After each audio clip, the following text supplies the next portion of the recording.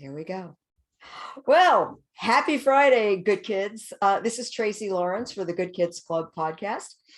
And I am here today with Victoria Huff. And I'm going to allow her to introduce herself because y'all know me, but you haven't met her yet.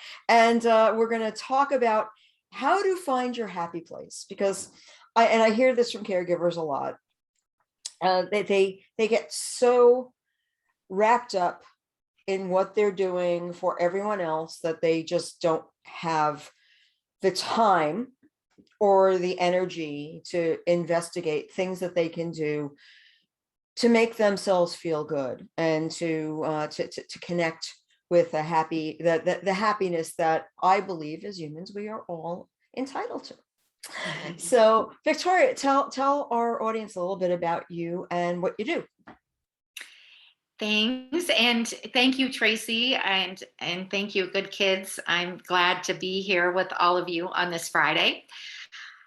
Like Tracey said, my name is Victoria Huff, and I'm the founder of thehappyexecutive.com.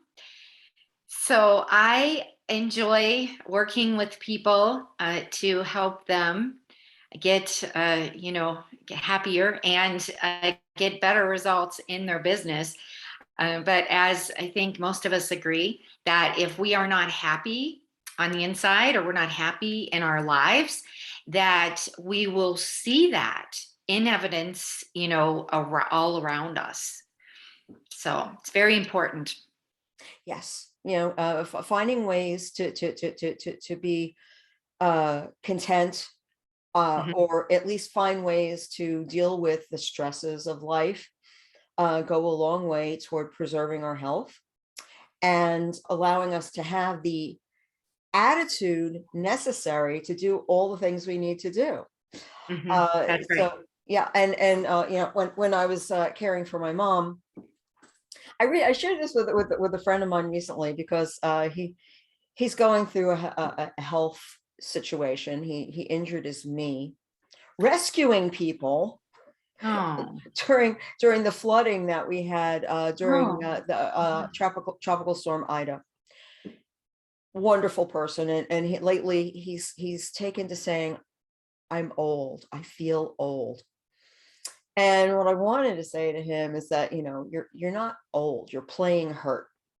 And I said, well, here's something I'll share with you. When I was caregiving my mom, I was much older then than I am now, because, when you are under a lot of stress and there's a lot riding on what you do, it ages you. And, people who are caregiving are the worst at taking care of themselves. Right. We think that we're, that we're superhuman. That because we're taking care of someone else, that we get dispensation from having to take care of ourselves. We have superhuman strength, and and nothing can harm us, and until we land in on our butts, and and then who's going to take care of us? So right, and that is so important. And one of the I used to have a private duty caregiving agency. Wow. Okay, for 10 years. I loved it because of what we were able to do for the families. Now, one of my beliefs is that in order to maintain some kind of harmony in a family caregiver's life, I always recommended that they did some type of professional caregiving as well as the family caregiving, even if it was just for respite. Just even for respite. We worked with people's budgets. Sometimes it worked out really good when they would hire us to help with showering or bathing. Because that was something that they necessarily didn't feel good doing. Sometimes their mom or dad may not have felt 100% comfortable. Sure. So guess what? Yeah, we were able to do that. Our caregivers were able to do that, And then the family caregiver was able to take a break, even if it was just sitting down and, putting their feet up. Sure. And having a professional who knows how to lift a Mm-hmm. person, Very important. Mm-hmm. it's so big. So many people I know have injured themselves trying to help a loved one. Right. And and you don't and we have this tendency to think, I can't afford that. Mm-hmm. And a lot of times it's just, it's this attitude that, well, I want to keep that money for something else, or, I don't want to spend that money, or mom doesn't want to spend her money. But, it's your health is so worth it. And Mm-hmm. another thing that I discovered with my mom, I mean, my mom was kind of a, she was a chunky monkey, and she didn't want to hurt me. Mm-hmm. So when I Mm-hmm. would try to lift her up, she'd be like, no, no, no, no, no, no, no. Mm-hmm. And then my husband, who's like twice my size, who's a very strong guy, he could help her, but only to a certain extent, because then she Mm-hmm. felt guilty or uncomfortable because he was her son-in-law. Mm-hmm. So I found that when I would hire someone who was trained, someone who knew how to lift her properly, she Right. felt more That's a big deal. comfortable. Yeah, she felt more Mm-hmm. comfortable being lifted, being helped by that person. Well, And right. yeah, yeah. Mm-hmm. And so she was much more compliant, and we were more able to get stuff done for her, and that's something that a lot of people don't realize. Another thing that I try to help people deal with is that, when you're caregiving a parent, you're losing the relationship you had with them. In Mm-hmm. other words, you're no longer primarily their child. Mm-hmm. Now you're their caregiver, and it's a different relationship. Mm-hmm. And you lose out on the unique relationship you had with them as parent and child.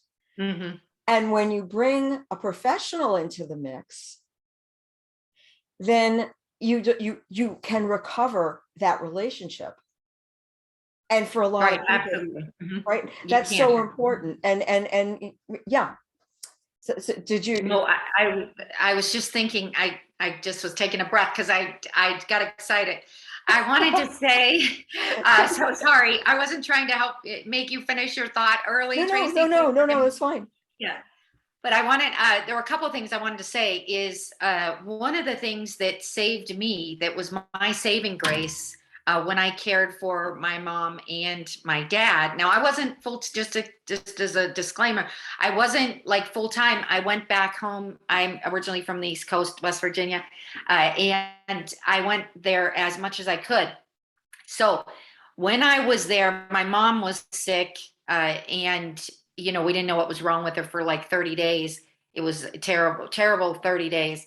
And the thing that helped me, that really helped preserve that relationship and then also kind of keep my mind straight, was a gratitude journal. So I know that some people listening to this might say, well, this is a really difficult time right now. I don't know what I am grateful for. Okay, so I'm still going to encourage that you start doing that in a notebook, in whatever. I mean, I have like stacks. I still have my original writings, and I also took that opportunity to, write as much as I could. It helped me clear my head, because when you're in the process, and this from trying to get a diagnosis, and I had experience in healthcare.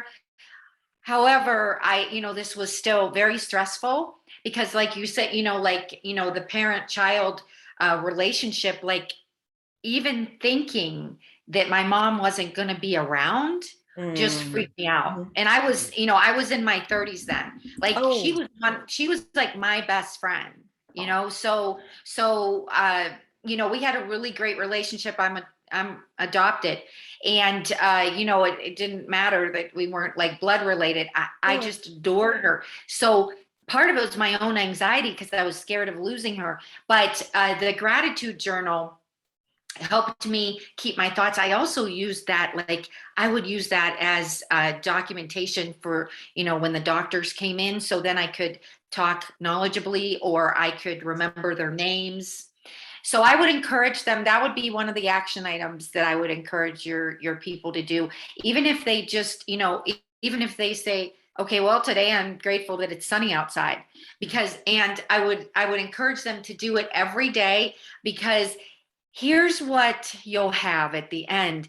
When you let yourself, get into the habit of being grateful, then you'll be able to look back and, just smile fondly. Some of the funny things, like I documented conversations that I had with my mom during the time, different things that happened when she was in the hospital. She was in the hospital for like 13 weeks, so different things like that. And they helped me, get through, the grieving, because she did eventually pass away, like a year later. But my point is, I would encourage everyone, as, as a call to action today, is if they don't do that, start creating a gratitude journal. And, doing it on your phone, it does not count. I'm just going to tell you, like, if you want to put a note on your phone, so you could, like, if for some reason you don't have your gratitude journal, we don't carry it around with us all the time, that's fine. But then write it down, because it, just, that process of writing, it's healing. And, the phone doesn't do it justice. You looking at the words on the paper, years later, I still look at mine. My mom's passed away in 1998. So I would definitely encourage your people to do a gratitude journal. Yes, I know for me, my listeners know that my book came from keeping just such a journal. Hmm. And, and it's, it's so important. And you might think, oh, I don't have time to write that stuff down. How many sleepless nights have you had? Hmm. Right. Right. And a lot of times writing stuff out of your, Hmm. it calms you, it centers you, it's very cathartic. You can It say is. things in your journal that you would never say to another human being. Right. Right. It's You, okay. You yeah, have you can permission. vent, you Mhm. can say, like, there were things that would cross my mind, or things that actually came out of my mouth that afterwards, especially my husband would come home from work, and after I'd spent an entire day with my mom, and my mom was, we didn't have the greatest relationship. I won't say my mom was my best friend. Okay, I Mhm. loved her very much, but and I found her enormously entertaining, uh Mhm.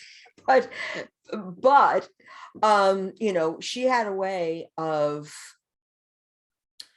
pushing my buttons that would just, like, she would set me off. And then of course, she had been living in Florida, and she was cold all the time. So she was always like, and I'm going through menopause. So I'm like, I'm so, Right. the She's like putting the blankets on. Like, I want to take the blankets off. Yeah. yeah, yeah, Hmm. yeah. I was like, Mom, put on a sweater, So, but there were times when Hmm. I would, like, say things to her that were not maybe the nicest things in the world. And my husband Hmm. was like, say, how can you talk to her like that? And I was, you haven't spent the whole day with her. Right. But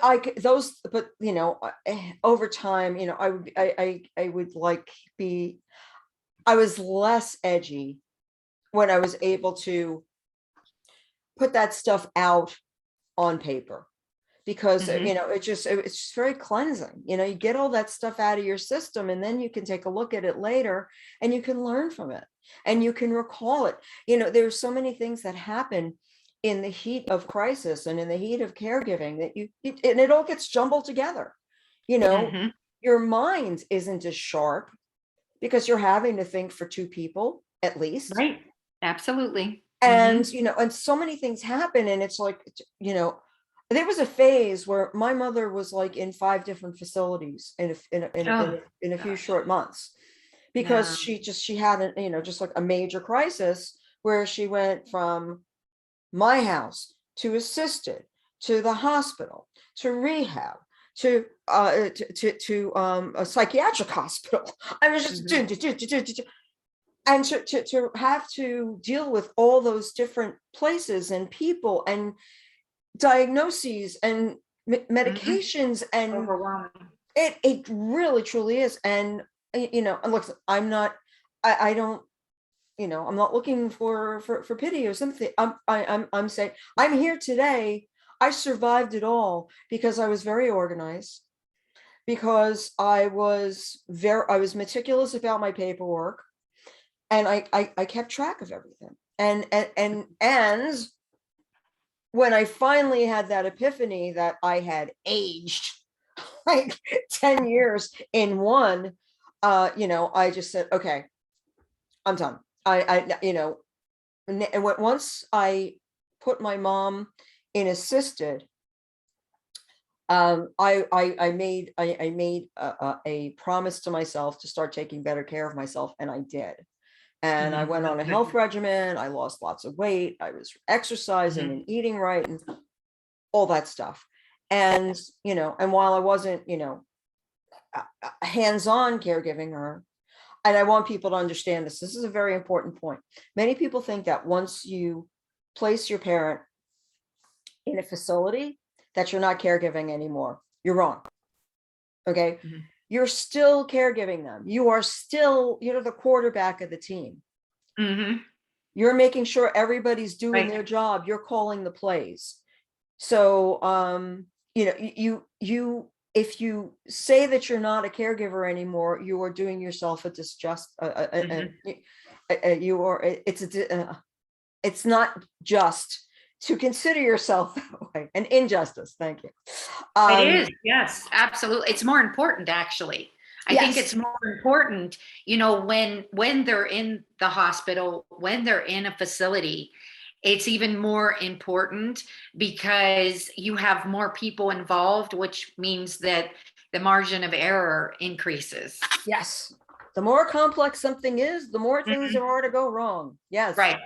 And not looking at it negatively. No, of course, we're not looking at it like we're expecting things to go wrong, but we should expect challenges because, like you said, the more people that are involved. And I just view that, I mean, really from a family caregiver perspective, that was more things that we had to organize and more things we had to keep track because, I felt like that was our responsibility. Obviously, to know, okay, well, she's scheduled for, that scan on this day, and then she's, scheduled for this on another day, just keeping track of that because they need accountability too. I know that they don't intend to, mess up, but, there are mess ups all the time.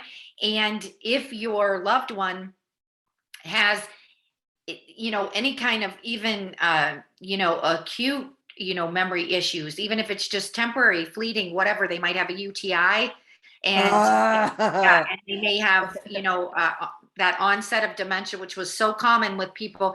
But my mom had periods of memory loss, but hers was related to a drug reaction that she had. And so, because I thought she had beginning Alzheimer's or something like that. And it didn't turn out to be that way, but it was that, and then kidney function. So because of that as well, and if she would get confused, I thought it was really important that we knew what was going on, because if they ask her, she may not have always known, right? Sure, I mean, for people, that are, dealing with that, because that puts a whole other layer on it, when if they can, if their memory, if they're losing memories, their short-term memory as an example, and they may have their long-term memory, but still, that's hard. It pulls at your heartstrings because you're like, oh my gosh, I don't even know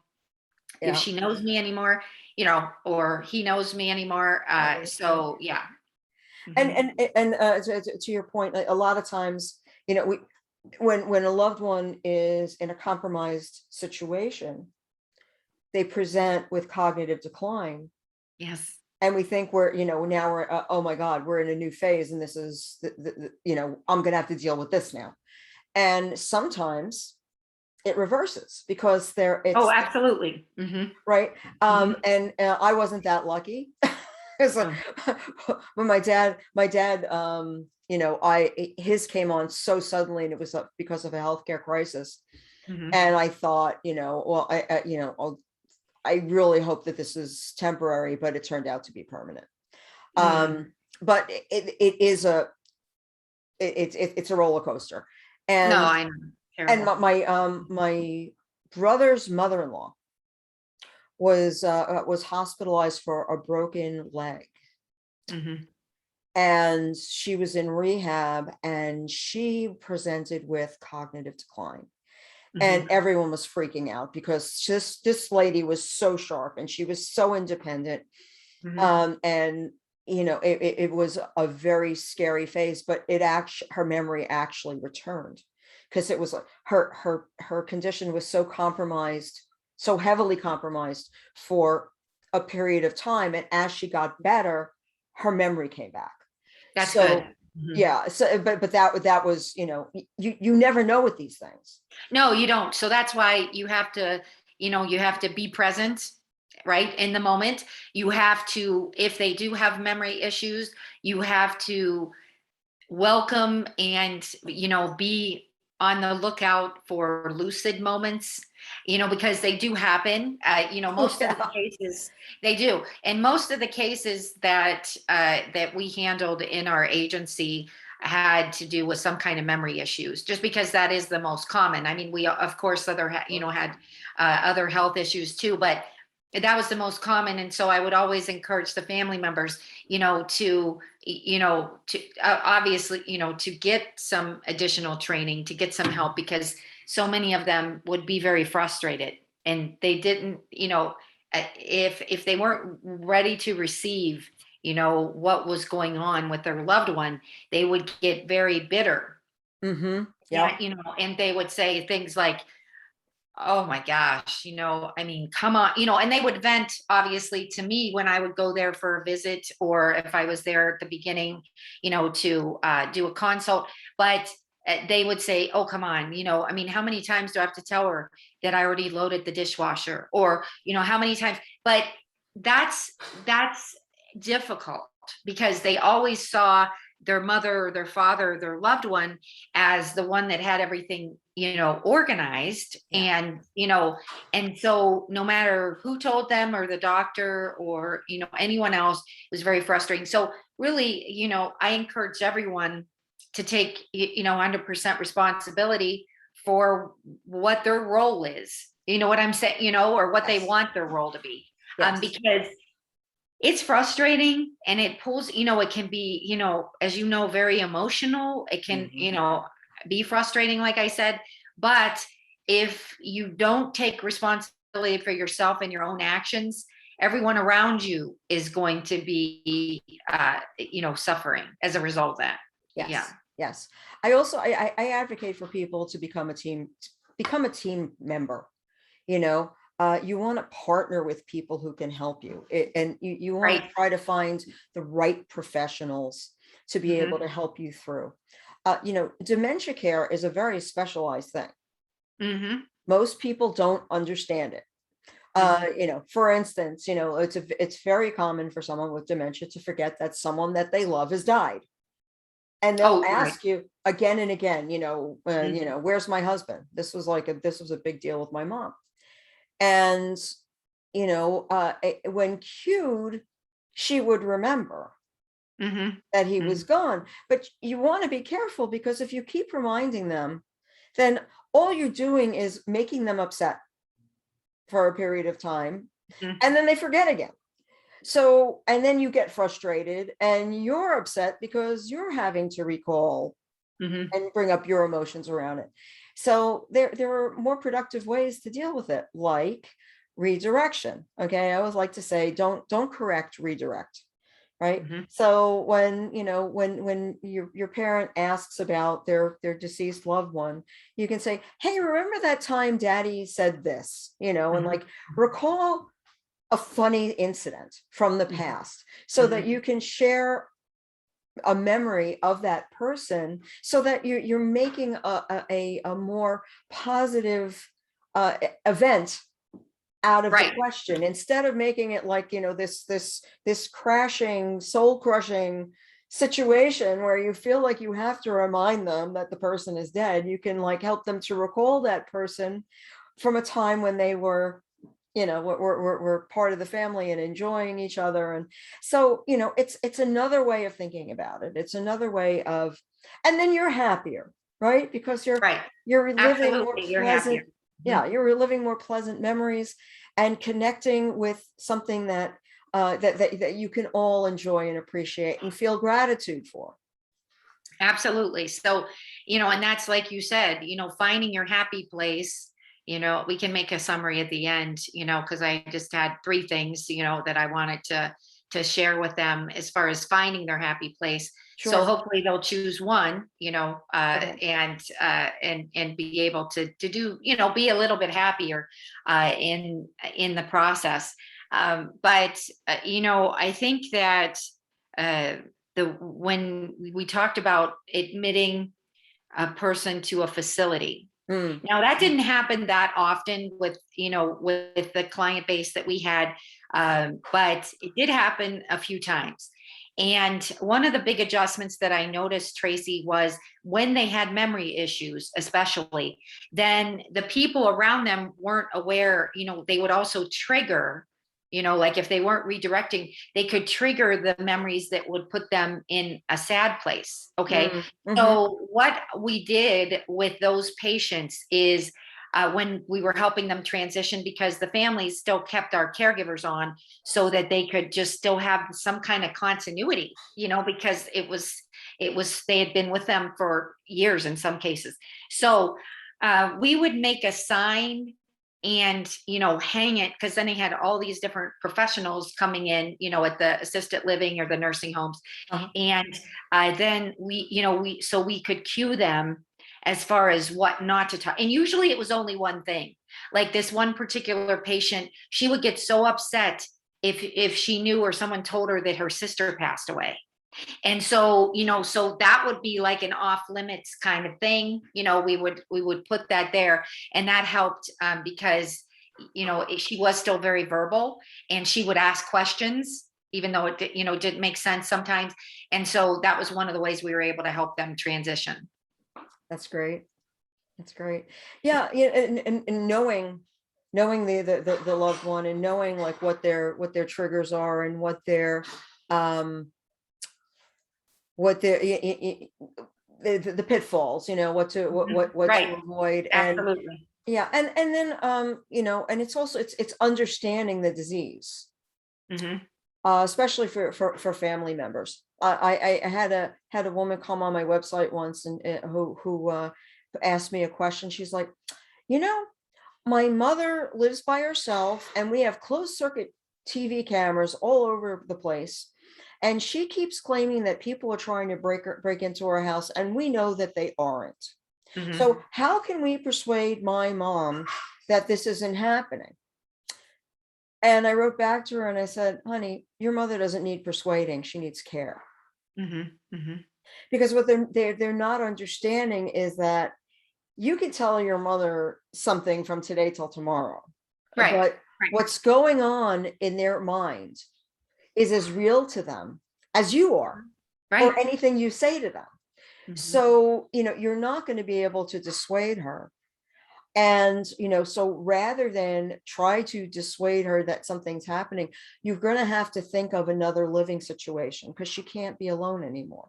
Hmm. Right. Right. And, there just comes that time. And as much as we would love for our loved ones and for ourselves to be independent, from adulthood to the grave, It's two it's o'clock. it's 2 o'clock, and they're not. It's just not practical.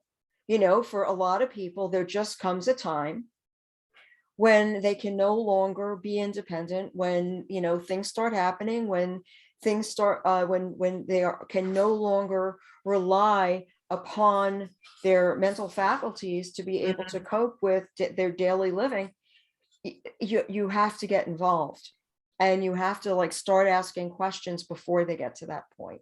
Right, right, absolutely. So, and you're so right about that because it's a safety issue. So, I have three call to actions. The first one is to start a gratitude journal, today. Okay, something that you're grateful for. The second one is to be resourceful. To your point, Tracy, when you were talking about getting other people involved. And one of the things that I'm very adamant about is, making sure you have a list of everyone that is involved with your loved one's care, and making a list of, if you had to go out of town suddenly, who can you contact. And also, one thing that people may not know or may know is, don't hesitate to call your local fire department if you need lifting assistance. That is something that saved our clients. And in our cases, our caregivers were not allowed to lift more than 25 pounds. Like, I could never endorse that. They were not allowed. Okay. And so some of them did, but if I didn't know about it, so, we were there to take care of the patient. So it was pretty much whatever we needed to do. But if there was a situation they needed help, like when people get ready to pass away, they kind of slouch down or they slide off the bed. So I always, encourage the caregiver and the families to call lifting assistance, and they will let you know if there's if you're going to get charged. You know what I'm saying? In most cases, they do it as long as it's not repetitive, like multiple times a day. But they're happy to help. And then the third and final call to action is take time for yourself. Schedule it every day. That's fantastic advice, Victoria. And it's you're my kind of gal, because this is what I'm always telling people, caregivers, you have got to schedule it. Put it on your calendar. It Make won't it a happen. priority. It won't happen if you don't do it. And the one thing that I want everyone to really make sure they hear is the fact that if they don't take care of themselves while they're caring for others, someone is going to be caring for them. Yes. Because that's just how it is. Yes, and we like to use the airplane metaphor with the when the Yes. oxygen mask comes down, you put yours on first. Absolutely. It's not being selfish, because if you don't take care of you, then everybody who depends on you goes down in flames along with you. Well, right. And it's self-preservation, right, Tracy? Absolutely. It's not selfish. It's not selfish. It's absolutely, it's survival. Yes, for sure. Victoria, where can people find you? Where if they want to reach out? Oh, well, they can send me an email at Toria, Toria, at thehappyexecutive.com, or they can text me at 815-685-4357. Fantastic. Well, Victoria, I want to thank you so very much for coming on the podcast with me today. It was an absolute pleasure. Victoria and I, this is the first time we're meeting, so it was just such a delight, and I'm so glad that she was able to come on and impart her wisdom to us, and spend some time. And I hope you guys enjoyed exploring how you can find your happy place with us today. Yes. And I hope you, well, actually, next week, I'm taking a week off. I'm going on vacation. So that's good. Oh, yeah, wow. There will be no podcast next week, but we will resume the week after. And of course, there's a tremendous backlog of podcasts that you can listen to while we're gone. So so please avail yourself of those. It's on Spreaker.com and at the Good Kids Club podcast. And thank you so much. And I wish you all a wonderful weekend. Bye, everyone. Thanks for having me. My pleasure. Okay.